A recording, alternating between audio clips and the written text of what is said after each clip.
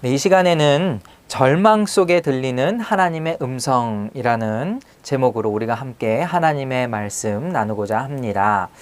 한 주 동안 잘 지내셨나요? 네, 여러분 아무래도 지금은 계속해서 코로나 바이러스가 위협하고 있는 시대이기 때문에 우리의 마음이 좀처럼 안정적이고 싶어도 불안할 수밖에 없고, 그리고 혹여나 또 내가 아는 지인이나 내 자신이 조금이라도 열이 난다거나 아니면 기침이 난다거나 목이 아프다거나 하면은 어쩔 수 없이 불안감이 찾아오는 것 같습니다. 뿐만 아니라 우리 그리스도인들에게는 또 하나의 불안감이 있죠. 지난번 이제 8월 15일 집회로 인해서 교회가 굉장히 많이 욕을 먹고 있는 상황 가운데 있고, 그리고 비대면 예배로 전환을 하니까 또 이제 교회 안에서도 의견이 양분되어서 어떤 사람은 비대면 예배는 예배가 아니다 하고, 또 어떤 사람은 이렇게 예배하는 것이 절대 종교 탄압이 아니다 하고, 이런 종교적인 또 갈등으로 우리가 참 많은 어려움을 겪고 있는 것 같습니다. 참 우리가 평화롭지 않은, 평화를 발견하기 힘든 그런 시대에 살고 있다라는 생각이 듭니다. 여러분은 그 가운데에서 평안을 얻으실 수 있겠습니까? 여러분은 어디에서 평화를 찾을 수 있겠습니까? 우리가 돌아가야 할 것은 말씀입니다. 오직 말씀밖에 없고 또 하나님의 품밖에 없음을 고백합니다. 오늘 본문의 엘리야 선지자가 바로 그런 경우다라고 이야기할 수 있겠습니다. 여러분, 엘리야 하면은 어떤 것이 떠오르십니까? 엘리야 하면은 3년 6개월 동안 비를 멈춘 그런 놀라운 능력의 선지자다, 이런 생각이 또 먼저 떠오를 수도 있고, 또 말씀을 계속해서 잘 읽어보신 분은 아시겠지만 그 유명한 사건, 850대 1로 싸워서 이긴 사람, 그죠? 네, 바알과 아세라를 섬기는 그러한 제사장들과 함께 정말 누가 참 신인과 경쟁을 벌여서 하나님이 참 신이시라는 것을 드러낸 그런 아주 놀라운 능력을 가진 선지자였다, 우리가 이렇게 생각해 볼 수 있죠. 그런데 오늘 말씀은요, 우리가 알고 있는 엘리야의 모습과는 조금 다른 듯한 그런 모습을 보입니다. 왜냐하면 여러분 생각해 보십시오. 나 혼자만 여호와 편에 있고 나머지 한두 명도 아니라 850명이나 되는 수많은 사람들이 바알과 아세라 편에 서 있는 그 사람들이 있는데, 그들과 경쟁을 해서 이길 정도면 얼마나 큰 담대함을 또 필요로 했겠습니까? 수적으로 봐도 우리 앞에 엄청나게 많은 사람들이 있다고 생각하면은 우리조차 굉장히 두려움이 먼저 있지 않겠어요? 그런데 엘리야 선지자는 그 가운데에서도 정말 그들 앞에 너무나도 당당하게 하나님을 증거했고 마침내 또 승리를 거둔 그런 선지자였습니다.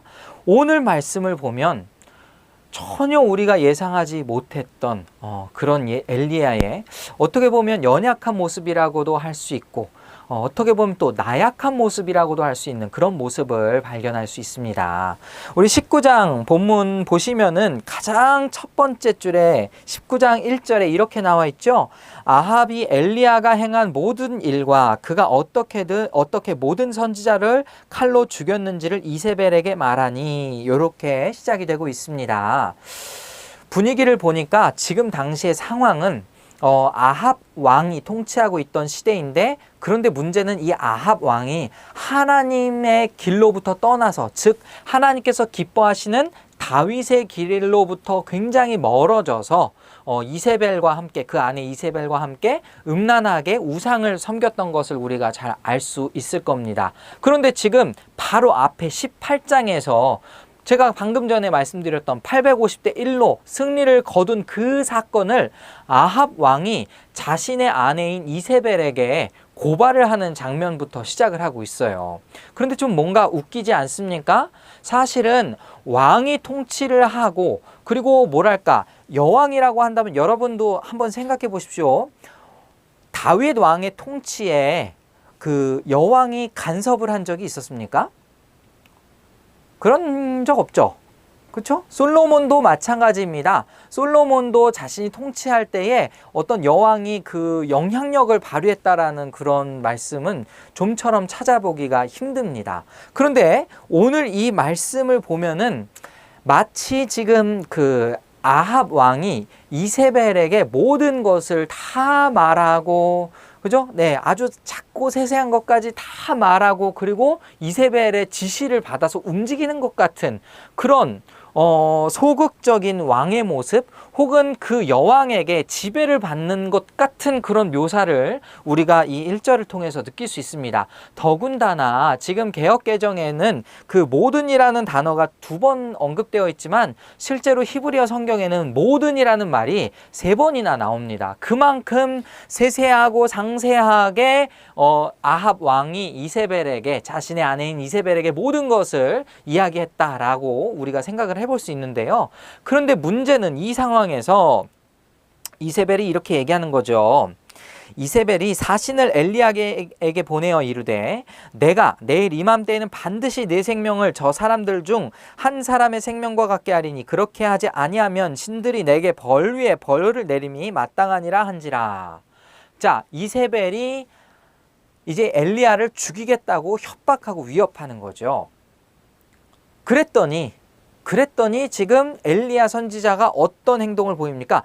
여러분이 알고 있는 엘리야라면, 우리가 18장까지 살펴봤던 엘리야의 모습이라면 이것 역시 아주 담대하고 용감하게 딱 나와가지고 이세벨 앞에서 여호와가 참 신이다라는 거 증명하면 되지 않겠습니까? 뭐 아니면 하나님의 이름으로 이세벨을 저주한다든지 뭐 그렇게 하면 되지 않겠어요? 그런데 지금 이 상황은 이걸 듣고 난 다음에 엘리야가 바로 도망을 갔다라는 겁니다. 3절 보십시오. 그가 이 형편을 보고 일어나 자기의 백성을 위해 도망하여 유다에 속한 브엘세바에 이르러 자기의 사환을 그곳에 머물게 하고 자기 자신은 광야로 들어가 하루길쯤 가서 한 로뎀나무 아래에 앉아서 자기가 죽기를 원하여 이르되. 자, 지금 어느 정도까지 엘리야가 낙심을 했을까요? 하나님 앞에 자기를 죽여달라고 이야기합니다. 이제 그만 나를 죽여주십시오. 이렇게 이야기를 합니다. 다소 좀 충격적이지 않습니까? 우리가 아는 엘리야의 모습과 굉장히 다르죠. 왜 엘리야가 이렇게 이런 모습을 우리에게 보이고 있을까요? 4절을 계속해서 읽어드리면 여호와여 넉넉하오니 지금 내 생명을 거두시옵소서 나는 내 조상들보다 낫지 못하니이다 하고, 모르긴 몰라도 엘리야가 굉장히 낙심하고 있구나라는 것을 우리가 알 수 있죠. 그런데 이때 하나님의 천사가 엘리야를 계속해서 보살펴 줍니다. 5절 보니까 로뎀나무 아래에 누워 자더니 천사가 그를 어루만지며 그에게 이르되 일어나서 먹으라 하는지라. 본즉 머리맡에 숯불에 구운 떡과 한 병 물이 있더라. 뭐랄까요? 그냥 떡도 아니고 여러분 뭐 식사하셨죠? 그냥 떡도 아니고 지금 보니까 6절에 머리맡에 숯불에 구운 떡. 사실 우리가 떡 하면은 그 우리나라의 떡을 상상하기 쉽지만 사실은 빵이겠죠. 네, 유대인들이 먹는 어떤 빵을 우리가 상상하면 될 것 같은데 그것도 따뜻하게 잘 준비된 그런 빵과 그리고 물 한 병을 그 머리맡에 놓습니다. 그리고 지금 엘리야 선지자는 이걸 먹고 마시고 다시 누웁니다. 그리고 또 한 번 천사가 또 이야기하죠. 자, 7절 한번 보시면 여호와의 천사가 또다시 와서 어루만지며 이르되, 여기서 보시면은 천사가 어떻게 했다고 묘사됩니까? 어루만지며. 어루만지다라는 그 표현을 통해서도 여러분은 지금 하나님의 천사가 이 엘리야의 마음을 얼마나 다듬고 계신지, 부드럽게 대하고 계신지를 잘 알 수 있을 거예요. 그러면서 또다시 이르되 일어나 먹으라. 네가 갈 길을 다 가지 못할까 하노라 하는지라 라고 하는데, 여기서 이제 갈 길이 어디일까? 그게 좀 궁금합니다. 어디로 가는 것이 엘리야의 갈 길일까요? 모르긴 몰라도 지금 8절에 보니까 이에 일어나 먹고 마시고 그 음식물의 힘을 의지하여 40주 40야를 가서 하나님의 산 호렙에 이르니라 라고 되어 있습니다. 호렙이 정말 엘리야가 가야 할 길이었을까요? 지금 이 상황을 보면은 그 갈 길을 순종했다라고 보기가 조금 힘듭니다. 왜냐면은 지금 여기에 보니까 네 갈 길을 다 가지 못할까 하노라 라고 이야기하고 바로 호렙산에 갔다라고 얘기했는데, 예를 들면 이런 거죠. 그 길로 갔더라 라고 얘기하면 조금 더 정확하지 않겠습니까? 그 길로 갔더라. 근데 지금 이 상황에서 우리가 상상을 해볼 수 있기로는 그 다음 절부터 엘리야가 하나님께 자기의 직분을 그만두기 위해서 호렙산에 갔구나라는 걸 좀 알 수 있을 것 같아요. 뭐냐면은 여러분, 하나님의 산 호렙에서 누가 하나님을 만났었죠? 과거의 출애굽 시대 모세가 만났었던 장소가 바로 호렙산이죠. 그리고 지금 이 호렙산에 가는 길이 얼만큼이었다라고 이야기합니까? 40주 40야를 갔다고 이야기합니다. 이게 사실은 엘리야가 있었던 거리에서 호렙산까지 가는 그 길이 그 정도로 멀리 있는 길은 아니었다고 합니다. 한 일주일이면 갈 수 있는, 빠르면 일주일이면 갈 수 있는 그 길을 지금 40주 40야를 가고 그리고 호렙산에 갔다라고 하는 것은 지금 엘리야가 하나님께 뭔가 할 말이 있는 거죠. 자기의 사명을 다하기 위해서 어디를 다시 갔다라기보다는 자기가 뭔가 하나님을 만나고 싶어서 할 말이 있어서 지금 가는 거죠. 그렇지 않습니까? 그래서 그 말을 한번 들어보겠습니다. 9절, 이제 오늘 본문이 시작되는 말씀. 엘리야가 그곳 굴에 들어가 거기서 머물더니 여호와의 말씀이 그에게 임하여 이르되, 엘리야야, 네가 어찌하여 여기 있느냐? 어찌하여 여기 있느냐라는 말은 뭐예요? 하나님이 의도하셨던 그 길로 가지 않았다라는 거잖아요. 그죠? 아까 천사가 거기로 가라, 네 길로 가라 라고 했는데 너 어찌해서 여기 있느냐, 이렇게 지금 얘기하고 있는 겁니다. 그랬더니 엘리야의 대답 10절 한번 보실까요? 10절 우리 성경책 있으신 분들은 다 같이 한번 큰 목소리로 읽어보도록 하겠습니다. 10절 시작. 그가 대답하되, 내가 만군의 하나님 여호와께 열심히 유별하오니 이는 이스라엘 자손이 주의 언약을 버리고 주의 제단을 헐며 칼로 주의 선지자들을 죽였음이오며 오직 나만 남았거늘 그들이 내 생명을 찾아 빼앗으려 하나이다. 자, 여러분, 이 이야기를 들으면 어떤 인상이 듭니까? 가장 첫 번째로는 지금 엘리야가 진짜로 지쳐 있구나. 그죠? 자기의 사역에 굉장히 많이 지쳐 있었습니다. 그런데 이 말씀 하나하나를 조금 다시 따져보면은 약간 엘리야가 과장되게 자기 자신을 묘사하는 게 없잖아 있어요. 뭐냐면은 보십시오. 일단은 자기는 여호와 하나님께 열심히 유별하였다. 뭐 그것은 맞는 말이에요. 그런데 그 다음에 이는 이스라엘 자손이 주의 언약을 버리고 주의 제단을 헐며 라고 나와 있는데, 바로 앞에 18장에서 엘리야가 850명을 처단한 그런 사건을 우리가 한번 생각을 해본다면, 그리고 그 바로 뒤에 가뭄이 그치게 했던 엘리야의 이적을 생각해 본다면, 이제 조금씩 이스라엘 백성들이 다시금 하나님께로 돌이켰을 확률이 굉장히 높다. 우리 이런 생각 들지 않겠습니까? 자, 간극을 생각해 본다면 지금 이세벨이 엘리야를 죽이고자 막 찾아오는 그 상황에서 막 도망을 왔어요. 그런데 사실 그 간극을 생각해 보면 엘리야가 기적을 일으킨 바로 다음에 있었던 일이거든요. 그러니까 적어도 지금 엘리야는 이스라엘의 현재 상황은 잘 모를 수도 있다, 이런 생각 들지 않습니까? 자신이 기적을 일으킨 다음에 실제적인 반응, 요즘 말로 하면 그 피드백이 어떻게 왔는지는 잘 모르겠습니다. 그런데 지금 보시면 또 그 칼로 주의 선지자들을 죽였음이오며 오직 나만 남았거늘 이렇게 나오는데요. 이것도 약간 좀 과장되었죠. 자기만 남았다? 앞에 이제 말씀을 신실하게 읽어보신 분은 아시겠지만 그 18장 3절에 가면 아합이 왕궁 맡은 자 오바댜를 불렀으니 이 오바댜는 여호와를 지극히 경외하는 자라라고 하면서 이 오바댜라는 사람이 등장합니다. 그리고 이 오바댜가 어떤 일을 행했냐면은 18장 13절을 보면 이세벨이 여호와의 선지자들을 죽일 때 내가 여호와의 선지자 중에 100명을 50명씩 굴에 숨기고 떡과 물로 먹인 일이 내 주에게 들리지 아니하였나이까. 그러니까 적어도 하나님을 믿는 그런 사람들이 어딘가에는 계속 숨어 있지만 존재했음을 우리는 알 수 있죠.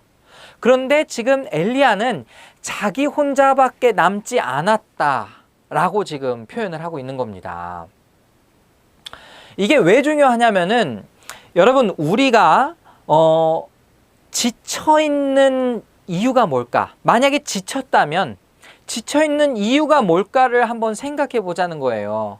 엘리야는 왜 지쳤습니까? 자기 뜻대로 일이 풀리지 않았기 때문에. 850대 1로 싸우고 그리고 3년 6개월 뒤에 비가 내리게 했으면 그럼 아합 왕도 돌이킬 수 있어야 됐을 텐데 아합 왕도 그 마음을 돌이켜서 하나님께로 향해야 됐는데 오히려 아합 왕이 그 있었던 일들을 이세벨에게 고하니까 자기가 지금 위험한 상황이 되지 않았습니까? 전혀 생각지 못한 상황으로 흐른 거예요. 내가 생각했을 때는 이렇게 가는 게 맞았는데 지금 내가 생각하지 못한 저런 길로 펼쳐지게 되는 것에 지금 낙심을 한 겁니다. 또 하나는 뭐예요?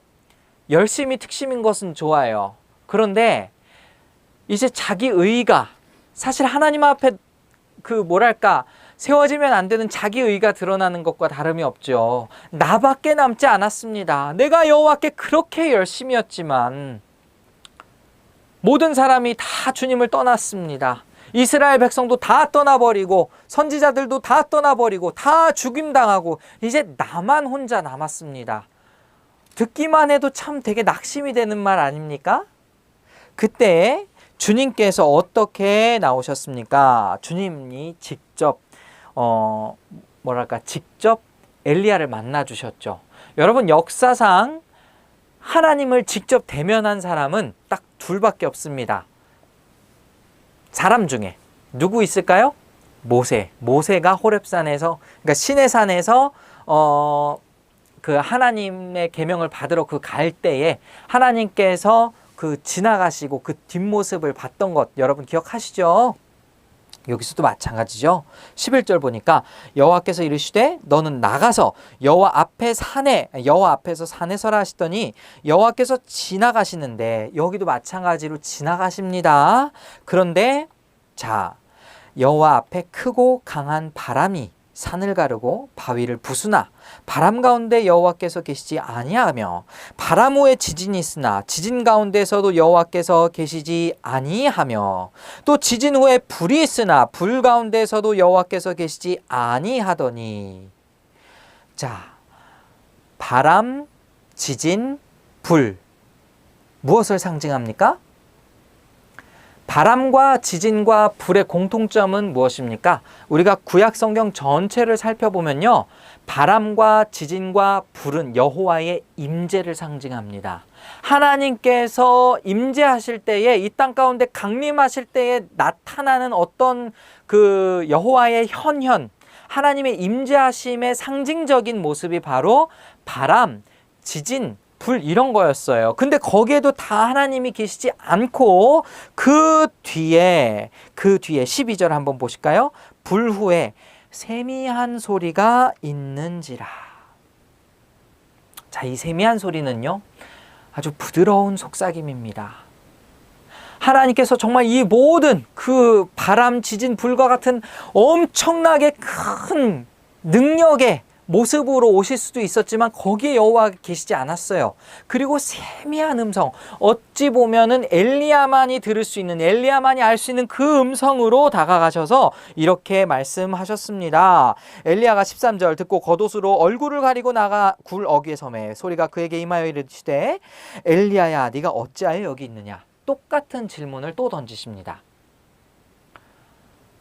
그런데 지금 세미한 음성으로 들려주십니다. 부드러운 음성으로 들려주십니다. 책망하지 않고 엘리야에게 다시금 말씀하시는데요. 14절은 똑같이 아까 10절에서 대답했던 것과 똑같이 엘리야가 대답을 합니다. 그런데 지금 이 두 번째의 대답의 뉘앙스가 어땠을까요? 모르긴 몰라도 엘리야의 마음이 조금은 누그러지지 않았을까요? 하나님께서 그에게 세미한 음성으로 들려주십니다. 네가 어찌 여기 있느냐? 이것은 책망의 목소리가 아니라 사랑의 음성이요 또 그 마음을 위로해주는 음성입니다. 그리고 엘리야가 똑같이 자신의 낙심된 마음을 표현했을 때에 그때 여호와께서 이렇게 대답을 하시죠.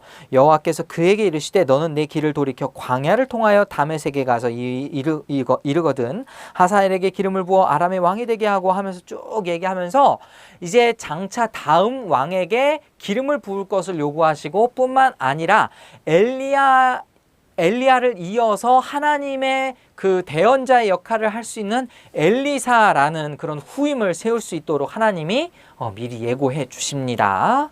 그리고 나서 18절 그러나 내가 이스라엘 가운데에 7,000명을 남기리니 다 바알에게 무릎을 꿇지 아니하고 다 바알에게 입맞추지 아니한 자니라 라는 말을 남겨주십니다.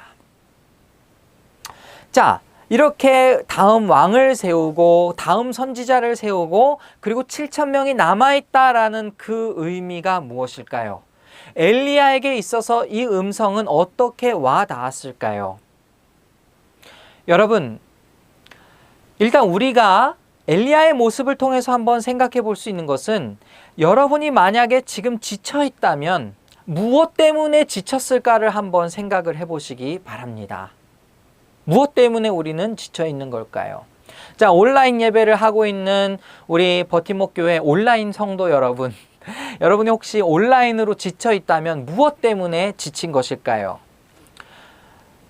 지금 모든 폼이 다 바뀌어 버렸습니다. 예배의 형식이 바뀌어 버렸어요. 비대면 예배로 하다 보니까 예전에 물론 대면 예배했을 때에 그 함께 모여서 예배하는 그 뜨거움, 그죠? 그리고 얼굴을 보면서 나누는 그 교제 이런 게 없다 보니까 그 마음이 허할 수도 있어요. 그런데 혹시 그 마음이 허전하고 그 마음이 채워지지 않는다고 해서 혹시 여러분의 마음 가운데에 이건 예배가 아니지 라고 생각을 하시진 않았는지, 혹은 지금 이렇게 예배하는 것이 무슨 소용이 있을까 이렇게 자기 스스로가 낙심하지는 않았는지.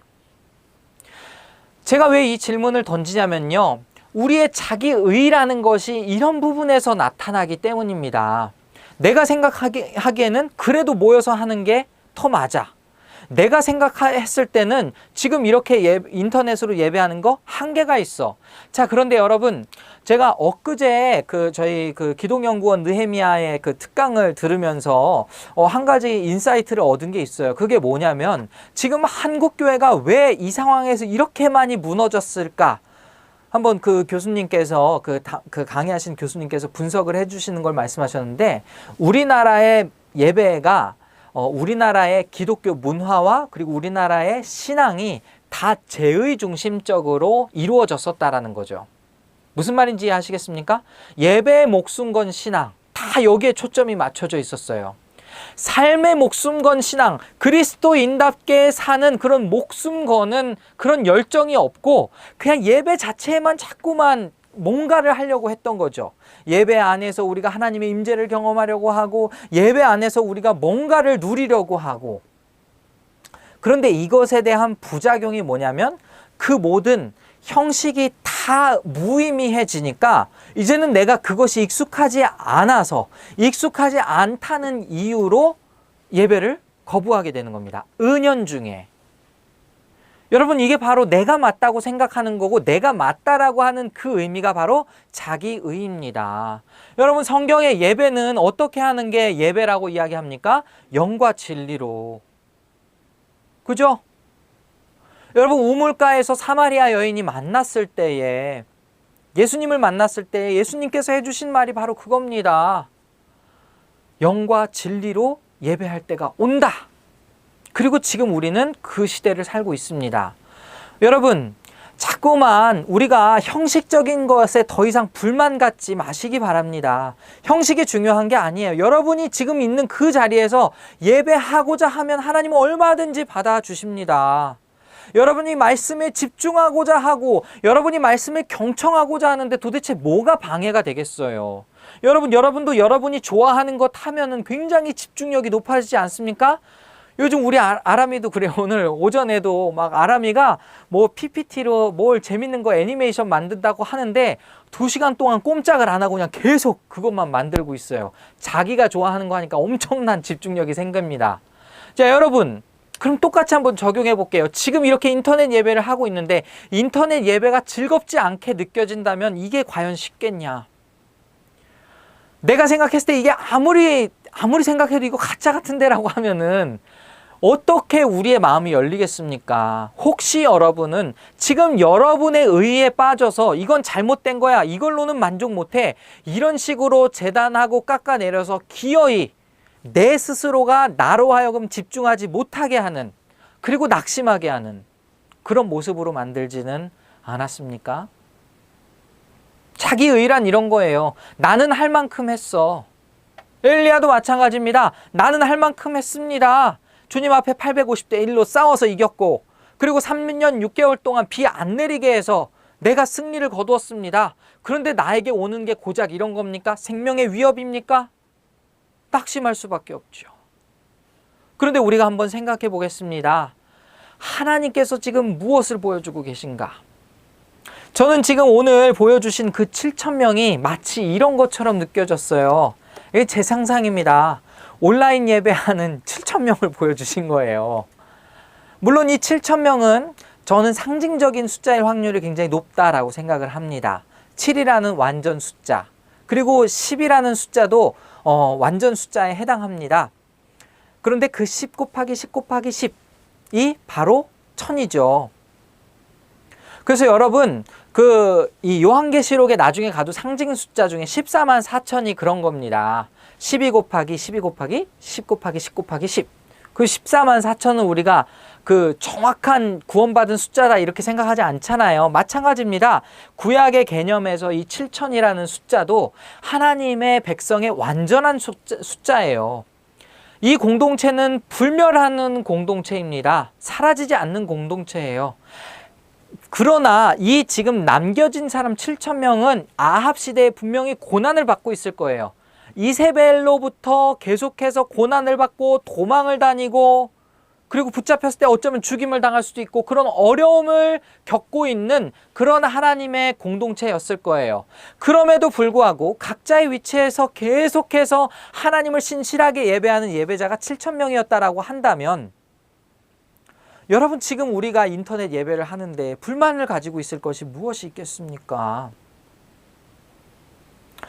우리의 마음이 어둡고 우리의 마음이 어렵고 우리의 마음이 낙심하는 것은 사실은 우리의 의 때문이죠.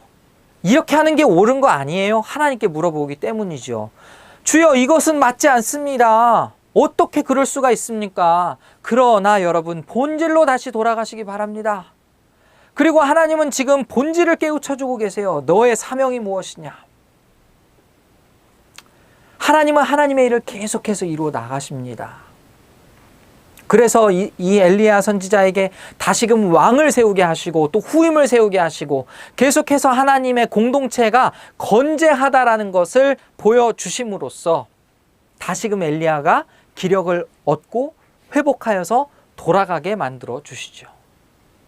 여러분, 이것은 구약 시대에만 해당되는 것이 아닙니다. 신약으로 가서 바울 사도의 시대에도 바울 사도와 함께했던 신앙인들에게 권면하며 위로하고자 인용했던 말씀이 바로 이 엘리야의 이야기였습니다. 우리 로마서 11장 1절에서 5절까지 말씀을 한번 보실까요? 성경 있으신 분들은 찾아보시고 없으신 분들은 제가 한번 읽어드리겠습니다. 로마서, 바울 사도께서 로마의 그리스도인들에게 쓴 서신서죠. 거기에도 이렇게 나와 있습니다. 그러므로 내가 말하노니 하나님이 자기 백성을 버리셨느냐? 그럴 수 없느니라. 나도 이스라엘이니요 아브라함의 씨에게서 난 자요 베냐민 지파라. 하나님이 그 미리 하신 자가 자기 백성을 버리지 아니하셨나니 너희가 성경이 엘리야를 가리켜 한 것을 말한 것을 알지 못하느냐. 그가 이스라엘을 하나님께 고발하되 주여 그들이 주의 선지자들을 죽였으며 주의 제단들을 헐어버렸고 나만 남았는데 내 목숨도 찾나이다 하니, 방금 우리가 봤던 말씀이죠. 그런데 지금 바울 사도께서 뭐라고 얘기하십니까? 그에게 하신 대답이 무엇이냐? 내가 나를 위하여 바알에게 무릎을 꿇지 아니한 사람 7,000명을 남겨두었다 하였으니 그런즉 이와 같이 지금도 은혜로 택하심을 따라 남은 자가 있느니라. 여러분, 여기에서 지금 강조하는 것은 뭐냐면은 첫 1절에서 시작할 때에 하나님이 자기 백성을 버리셨겠느냐라는 거예요. 버리셨느냐. 지금 온라인 예배에 불만을 가지고 있고 수많은 지금 한국 교회가 그렇다라는 거예요. 그 상황 가운데에서 정녕 하나님이 우리를 버리셨는가? 뭔가 우리가 열심을 내서 막 전진하려고 했는데 정녕 하나님께서 우리를 버리셨는가? 뭐 그런 식으로 따지면은 저도 그렇게 얘기할 수 있겠죠. 하나님께서 우리 버팀목 교회를 버리셨는가? 예? 여러분 뭐 아시는지 모르겠지만은 2월 달에 그래도 사람들이 꾸준히 오지 않았습니까? 우리 교회 꾸준히 오고 그래도 막 10명 넘게 오고 막 그런 때가 그래도 좀 있었어요. 근데 갑자기 코로나 닥쳐와서 사람들의 마음이 위축되고 막 그런 걸 보면은 열심을 내려는 제 마음이 막 낙심이 돼가지고 여호와께서 우리 버팀목 교회를 버리셨을까 이렇게 상상을 한다면 뭐 여러분은 저에게 뭐라고 위로해 주시겠습니까? 그런데 적어도 여러분 교회 공동체를 그냥 개교회 중심으로, 그러니까 버팀목 교회 따로 떼놓고 다른 교회 따로 떼놓고 이렇게 생각하지 마시고 지금 바울 사도의 이 편지의 말씀에 귀 기울여 보시기 바랍니다. 하나님이 자기 백성을 버리셨느냐? 그럴 수 없느니라. 그리고 그 뒤에 보시면 뭐예요? 자기를 위해서, 내가 나를 위해서 7,000명을 남겨두었다. 이 말씀은 지금 바울 사도께서 오늘 본문에 있었던 말씀에 약간의 해석을 둔 것이죠. 4절에 내가 나를 위하여 바알에게 무릎 꿇지 아니한 사람 7,000명을 남겼다. 그러니까 은혜로 택하심을 따라 남은 자가 지금도 존재한다라는 거죠. 그럼 앞으로의 교회는 어떻게 될 것입니까? 앞으로의 교회는 어떻게 되겠습니까? 이것은 이제 한 번 더 우리가 찾아보겠습니다. 요한계시록으로 가보셨으면 좋겠는데요. 요한계시록의 11장을 가시면은 두 증인, 두 금촛대가 등장하지요. 이 두 촛대가 무엇을 상징하지요? 교회를 상징합니다. 지금 11장은 교회의 운명에 대해서 앞으로 벌어질 일과 교회의 마지막에 대해서 예언을 하고 있는 장인데요.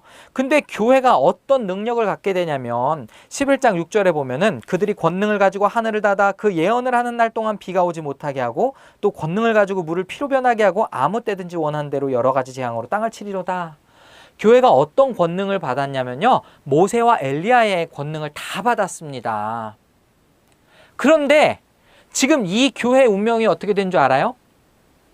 주님께서 가신 길 그대로 갑니다. 다시 말하면 죽음이 찾아와요. 그리고 3일 반 동안 무덤에 있습니다. 우리가 이 교회의 운명을 알고 있는 이상 낙심할 수가 없죠. 왜냐하면은 그 죽음 이후에 부활이 있고 그리고 부활 뒤에 하나님의 영광이 또 드러나기 때문이죠. 나중에 여러분 요한계시록 11장을 잘 살펴보시기 바랍니다. 자, 그럼 이제 우리의 자기 의가 들어갈 때가 어디에 있습니까? 하나님은 하나님의 이름을 위해서, 오늘도 그분의 영광을 위해서 스스로 일하시는 분입니다. 내가 이만큼 했는데 하면서 하나님 앞에 낙심할 것이 무엇이 있겠습니까? 여러분, 우리의 승리가 이미 약속되어 있는데 내가 그 승리를 부여잡고 나아가지 않는다면 우리는 정말 지금 이 시대가 정말 암울하구나, 어둡구나, 너무 힘들구나 이렇게 고통당할 수밖에 없어요. 오늘 말씀을 한번 다시 정리해 볼까요? 여러분, 하나님께서는 바람과 지진과 불과 같은 그런 능력의 하나님이시기도 하지만 그 가운데 나타나지 아니하셨습니다. 그리고 엘리야에게 아주 세미한 음성, 부드러운 음성으로 다시 한번 물어보셨어요. 어찌하여 네가 지금 여기에 있느냐? 아마도 오늘 낙심하고 오늘 힘들어하고 예배를 힘들어하고 그리고 신앙생활 자체를 힘들어하는 그 모든 사람들에게 또 이렇게 물어보실지도 모르겠습니다. 그런데 이 음성은 책망의 음성이 아니에요. 하나님은 지금 아마도 이렇게 온라인으로 힘들어하고 계시는 여러분들에게, 그리고 하루하루 살기가 힘든 그러한 여러분들에게 아주 부드럽고 세미한 음성으로 다가오실 겁니다. 그리고 앞으로 하나님이 가지고 계신 원대한 계획과 함께 동역자들이 이렇게 많이 있다는 것을 보여주심으로써 같이 걸어가게끔 힘을 주실 겁니다. 여러분, 오늘 이 말씀에 위로를 얻으시기 바랍니다. 그러나 위로를 받기 이전에 우리가 먼저 해야 할 것은 자기 의가 무너져야 돼요. 지금 내 생각과 내 고집으로 하루하루를 살 수 있는 시대가 아닙니다. 내가 원하는 대로 굴러가지 않기 때문이죠. 이 세상이. 오히려 지금 우리가 집중하고 귀 기울여야 할 것은 내 의견, 내 생각이 아니라 하나님이 지금 나에게 어떤 음성을 들려주시느냐입니다. 그 하나님의 음성의 위로를 얻으시기 바랍니다. 하나님은 지금도 이 땅을 향해서 원대한 계획을 가지고 계시고, 하나님은 지금도 우리에게 동역자들을 보내주셔서 그 믿음을 간직하면서 지금도 견디는 사람이 이렇게나 많다라는 것을 우리에게 알려주고 계십니다. 여러분, 믿음은 정말 마침내 승리할 수밖에 없어요. 이것을 확신하며 사는 것이 바로 믿음으로 사는 겁니다. 보이지는 않지만 그것을 향하여 나아가는 믿음. 이미 우리가 승리를 거머쥐지는 않았지만 예수 그리스도께서 이미 이루신 그 승리를 우리가 맛보기 위해 걸어가는 그 믿음. 그 믿음을 소유했을 때에 오늘 이 말씀이 참 위로가 되고, 그리고 새로운 힘으로 여러분에게 다가오게 될 줄 믿습니다. 여러분, 이 하나님의 음성에 귀 기울이시고, 여러분은 결코 혼자가 아닙니다. 하나님께서 또 계획하고 계십니다. 그 계획 가운데에 앞으로 그 사명을 다시 한번 우리의 사명을 일으키고 또 하나님 앞에 새 힘을 얻고 나아가는 그런 우리 모두가 될 수 있기를 간절히 소원합니다.